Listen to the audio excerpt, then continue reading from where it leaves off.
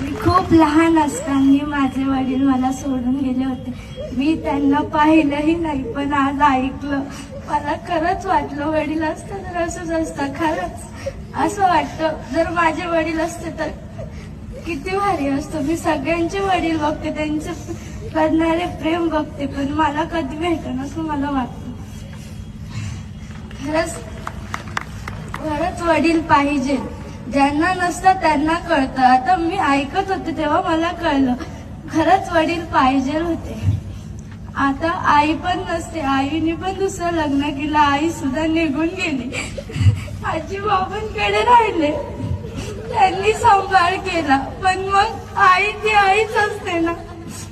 खरं सांगते, जी आईची किंमत ती फक्त ज्याला आई नसते ना त्यालाच कळते.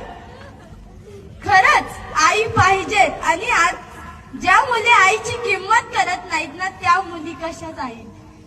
त्याच आई झाल्यावर त्यांना कळतं आईची किंमत काय असते. आपण आईची किंमत केली नाही ना तर आपले लेकरही आपली किंमत करणार नाही. खरंच आईची किंमत करा. की आई खूप कष्ट करते.